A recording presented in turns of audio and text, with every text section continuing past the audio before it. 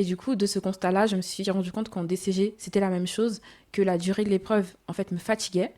Et c'est là où j'ai pris la décision de composer quasiment toute l'épreuve pendant la première heure et en fait de me servir du reste du temps pour juste rédiger parce que ça me demande beaucoup moins d'énergie exactement. Et que je me dis que à la fin de l'épreuve, c'est mieux que je me mette à écrire plus vite qu'à réfléchir plus vite parce que ça va donner des réponses bâclées, par exemple. Alors en tout cas, moi, ce que je vois là, parce que c'est vrai que quand on est prof, on ne se rend pas compte de ce qui se passe dans la tête des étudiants et forcément des mécanismes ou des solutions qu'ils trouvent. Et déjà, tu as une super bonne attitude et une bonne posture qui est de se dire, je fais un diagnostic de ma situation, mon objectif n'est pas atteint, ok, il faut que je trouve une autre solution, donc je remets en cause donc ma méthode, mes process, et j'en trouve de meilleurs. Et ce que je trouve aussi, donc ça vraiment, je trouve que c'est une approche hyper intelligente et vraiment, c'est celle qu'on devrait tous avoir dans toutes circonstances, à mon avis d'ailleurs.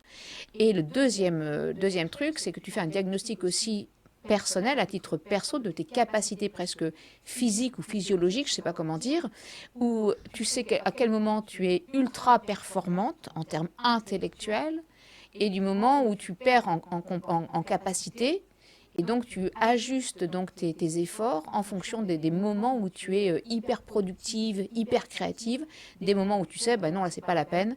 Là, il faut que je sois en mode un petit peu mécanique, il suffit d'écrire, j'ai même plus besoin de penser, ça va se faire automatiquement. Et ça, franchement, je trouve ça impressionnant de reculer de maturité par rapport à ce que doit faire un étudiant, en fait, pour effectivement performer et être dans une logique purement d'optimisation, en fait. J'ai testé plusieurs fois et j'ai toujours composé comme ça, surtout sur les yeux de droit, parce que c'est vraiment celles-là qui sont plutôt concernées. Parce que j'ai testé aussi pour les yeux comme la comptabilité, ça ne marche pas. Parce qu'après, on n'a pas le temps d'écrire. Et vraiment, pour les yeux de droit, mon premier DST, je crois, j'avais peut-être eu 11, 12. Et ensuite, les suivants, j'avais tout le temps au moins 15.